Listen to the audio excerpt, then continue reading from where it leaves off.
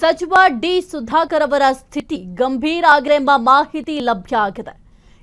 ಕಿಮ್ಸ್ ಐಸಿಯುನಲ್ಲಿ ಚಿಕಿತ್ಸೆ ಮುಂದುವರೆದಿದೆ. ಸಚಿವ ಡಿ ಸುಧಾಕರ್ ಅವರ ಆರೋಗ್ಯ ಸ್ಥಿತಿ ಗಂಭೀರ ಆಗಿದೆ. ಕಿಮ್ಸ್ ಐಸಿಯುನಲ್ಲಿ ಚಿಕಿತ್ಸೆಯನ್ನ ಮುಂದುವರಿಸಲಾಗಿದೆ. ಕೆಲವೇ ಕ್ಷಣಗಳಲ್ಲಿ ಹೆಲ್ತ್ ಬುಲೆಟಿನ್ ಬಿಡುಗಡೆ ಮಾಡುವ ಸಾಧ್ಯತೆ ಇದೆ. ಮಾಹಿತಿ ನೀಡಲಿರುವ ಕಿಮ್ಸ್ ವೈದ್ಯರು ಡಿ ಸುಧಾಕರ್ಗೆ ಶ್ವಾಸಕೋಶ ಸೋಂಕು, ಎಲೆಕ್ಟ್ರಾನಿಕ್ ಸಿಟಿ ಕಿಮ್ಸ್ನಲ್ಲಿ ಚಿಕಿತ್ಸೆಯನ್ನು ನೀಡಲಾಗುತ್ತದೆ. 4 ದಿನಗಳಿಂದ ನಿರಂತರವಾಗಿ ಚಿಕಿತ್ಸೆಯನ್ನ ನೀಡಲಾಗ್ತಾ ಇದೆ. ಸಚಿವ ಡಿ ಸುಧಾಕರ್ ಅವರ ಆರೋಗ್ಯ ಸ್ಥಿತಿ ಈಗ ಗಂಭೀರ ಆಗಿದೆ ಎಂಬ ಮಾಹಿತಿ ಕೂಡ ಲಭ್ಯ ಆಗಿದೆ. ಜೊತೆಗೆ ಕಿಮ್ಸ್ ಆಸ್ಪತ್ರೆಯಲ್ಲಿ ಕಳೆದ 4 ದಿನಗಳಿಂದಲೂ ಕೂಡ ನಿರಂತರವಾಗಿ ಟ್ರೀಟ್ಮೆಂಟ್ ಅನ್ನ ನೀಡಲಾಗ್ತಾ ಇದೆ.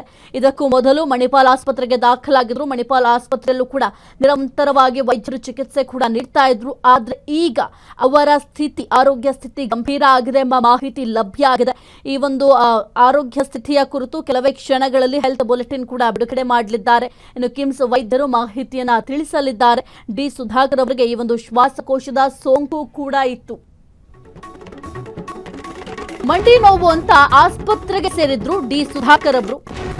ನಂತರ ಶ್ವಾಸಕೋಶ ಸೋಂಕು ಪತ್ತೆಯಾಗಿತ್ತು. ಯಶವಂತಪುರದ ಮಣಿಪಾಲ್ನಲ್ಲಿ ಚಿಕಿತ್ಸೆ,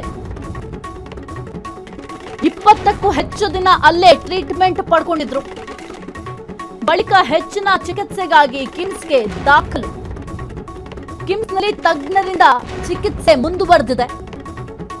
ಮೊದಲಿಗೆ ಅವರಿಗೆ ಮಂಡಿ ನೋವು ಕಾಣಿಸ್ಕೊಂಡಿತ್ತು. ಮಂಡಿ ನೋವಿನ ಸಮಸ್ಯೆ ಅಂತ ಆಸ್ಪತ್ರೆಗೆ ದಾಖಲಾಗಿದ್ರು. ಜೊತೆಗೆ ಮಂಡಿ ನೋವಿಗೆ ಸಂಬಂಧಪಟ್ಟಂತೆ ಶಸ್ತ್ರಚಿಕಿತ್ಸೆಯನ್ನ ಮಾಡಬೇಕು ಅಂತ ಕೂಡ ವೈದ್ಯರು ಹೇಳಿದ್ರು. ಈ ಒಂದು ಶಸ್ತ್ರಚಿಕಿತ್ಸೆಯ ಸಂದರ್ಭದಲ್ಲಿ ಅವರಿಗೆ ಶ್ವಾಸಕೋಶದ ಸೋಂಕು ಕೂಡ ಪತ್ತೆಯಾಗಿತ್ತು. ಇನ್ನು ಯಶವಂತಪುರದ ಮಣಿಪಾಲ್ ಆಸ್ಪತ್ರೆಯಲ್ಲಿ ನಿರಂತರವಾಗಿ ಚಿಕಿತ್ಸೆ ಕೂಡ ಪಡ್ಕೊಂಡಿದ್ರು. 20ಕ್ಕೂ ಹೆಚ್ಚು ದಿನ ಆ ಒಂದು ಮಣಿಪಾಲ್ ಆಸ್ಪತ್ರೆಯಲ್ಲೇ ಚಿಕಿತ್ಸೆ ಕೂಡ ಪಡ್ಕೊಂಡಿದ್ರು.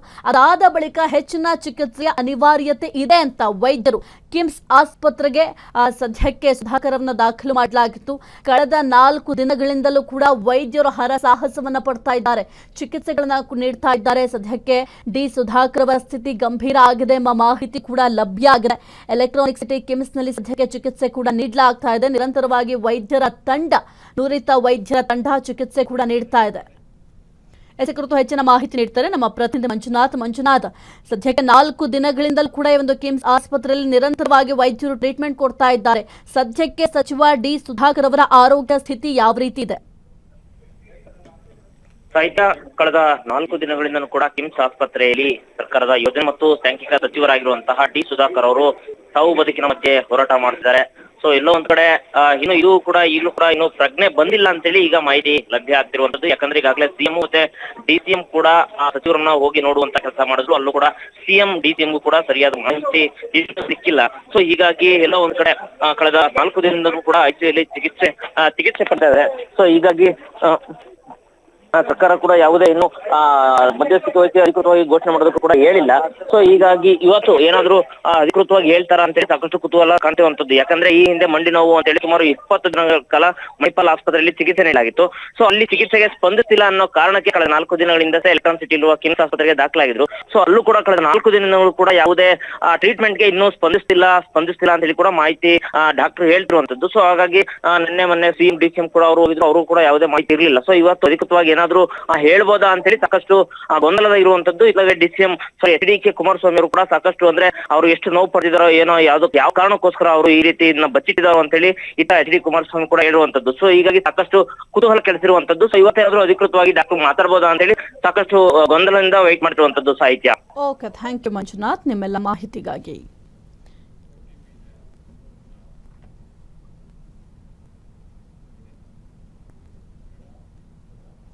ಕ್ಷಣದ ಸುದ್ದಿಗಳಿಗಾಗಿ ಫ್ರೀಡಂ ಟಿವಿ ಸಬ್ಸ್ಕ್ರೈಬ್ ಮಾಡಿ, ಲೈಕ್ ಮಾಡಿ ಹಾಗೂ ಫಾಲೋ ಮಾಡಿ.